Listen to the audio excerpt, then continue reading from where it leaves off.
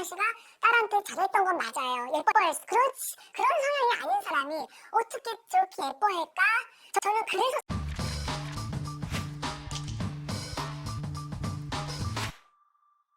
근데 지금 이제 그 문제를 가지고 결국은 이제 파양 대가로 30억 원을 요구했다고 좀 상대방 측에서 주장을 하고 있어요. 그러니까 이제 어떤 이유로 30억을 주장했다고? 이혼 소송 시작하고 파양 소송이 한번 들어왔어요.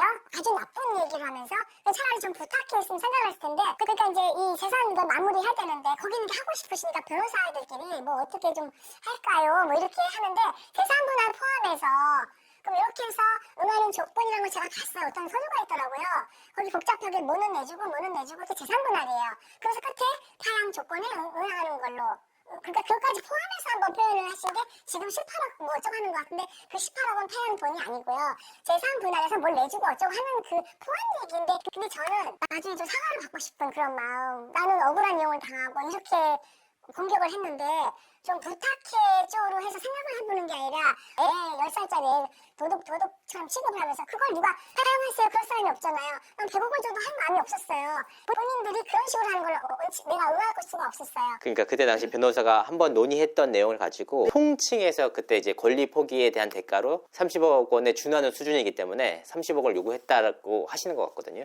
저는 모르겠어요. 그냥 그거를 그렇게 들어본 적이 없어요. 돈 얘기하지 말라고만 했기 때문에. 그러면 이게 김병만 씨가 이혼 소장과 함께 곧바로 파양 그 신청서를 같이 내신 거잖아요. 그거 조금 뒤에 왔어요. 뒤에 왔어요. 네, 민사하고 이혼이 먼저 오고 조금 뒤에 온 걸로 알고 있어요. 그 파양을 했다는 소식을 듣고 따님이 좀 어떻게 생각하셨어요? 그때 이제 대학생 이제 그랬는데 충격이 컸죠. 너무 충격이 컸죠. 근데 여기 딸려오는 거는 당연한 건데 의아했어요. 이런 것까지 지금 해야 되나? 뭐 이런. 디스패치를 통해서 공개된 따님의 그 사실 확인서에는 2022년에 나왔던 내용이잖아요. 근데 그때는 이제 김병만 씨에 대해서 따님분이 되게 좋은 분이고 잘하라고 얘기를 하셨잖아요. 그게 이제 그 법이라는 게 그렇잖아요. 병만 씨도 저하고 이혼을 하려니까 저를 무지막지하게 이상한 사람 만들고 그걸 또 방어하려면 그런 식으로 또 변호사들은 쓰잖아요. 근데 정확히 말씀드린 병만 씨가 딸한테 잘했던 건 맞아요. 예뻐했어. 그런 성향이 아닌 사람이 어떻게 저렇게 예뻐할까? 저는 그래서 찾는 거예요. 대중들은 아니 파양을 원하는데 왜 안 해줘? 왜 버텨? 돈 때문에 단순히 생각하시면 그게 막상 본 입장이 되면 그냥 우리 파양 좀 합시다 해주세요. 뭐 이렇게 논의합시다가 아니었어요. 처음부터 무지막지하게 막 아주 나쁜 지금의 그 공격처럼 그런 소장들을 안녕서 받았고요. 이혼 소송에서조차도 그런 식의 표현을 했고 이미 상처가 너무 많아요. 그리고 이제 뭐 돈이나 몇 푼 줄 테니 끊어 이런 식의 그 사람 물건 취급하고 인형 취급하는 우리 변호사님이 말씀이 없으신 분이었는데도 애가 인형이야 막 소리까지 너무 화가 나서 그런 남자가 다니냐고 그 내용을 보신 분은 다 그랬어요. 언젠가에 돼 있는 거는 맞다고 저는 생각을 하는데 왜 이렇게밖에 못할까? 좀 지금이라도 제가 다른 데서도 그랬어요. 진심으로 사과를 하고 미안해 아따싸는 좀 표현이나 좀 하고 이걸 논의하자 그럼 얼마든지 논의해볼 의향이 있어요. 근데 왜 그렇게 끝까지 이러는지 이 상처받는 과정을 마음의 상처가 있죠. 파양 문제와 별개로 사망보험 내기에 대해서 가장 중요한 부분이죠. 저는 이전에 이 대표분이 그날 왔을 때요. 제가 추궁을 했죠. 왜 이렇게 30개를 발표했어요? 수십 개로? 그랬더니 그냥 그 재산 목록에 쭉 있는 게 쓰셨다는 거예요.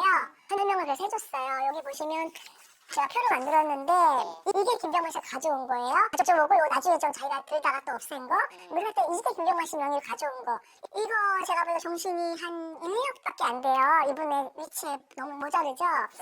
이 밑에부터가 이제 제 명인데 왜 그러냐면 제가 가정 관리를 하니까 주택카드 이런 거 다 제가 해야 되잖아요. 이 4개가 제가 혼인 후 김병만 씨 그 말하는 생명보험 든 거예요. 총 4개를 가입했고요. 2010년에서 12년까지 하나씩 가입했고 더 이상은 가입한 게 없어요. 지금까지. 마지막이 12년이 마지막이에요.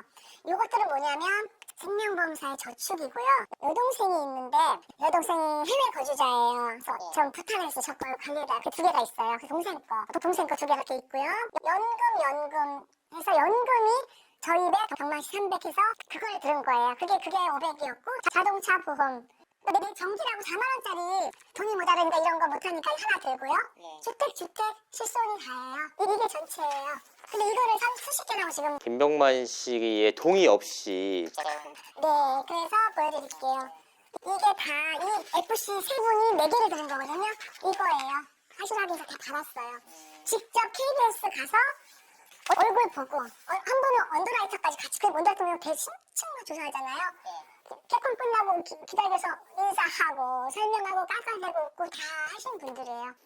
그러니까 이 내용들이 결국 다 사이가 좋고 아무런 문제가 없을 그때 때 초기에 드셨고 네. 이거를 이제 결국은 10년 넘게 인지를 해오신 거예요. 했죠. 그럼 김병만 씨 역시 그러면 이 본인의 사망보험에 대해서도 명확하게 다 알고 다 진행을 했다는 말씀이신 거죠? 그렇죠. 그러니까 다 사인을 직접 받고 한 분들이 진짜 지금 다 써주셨죠. 큰일 나죠 안 그러면. 이런 상황 속에서 이제 사망보험 24개를 들었다는 이제 주장이 나왔는데 네. 그걸 좀 처음 접하고 좀 어떠셨어요?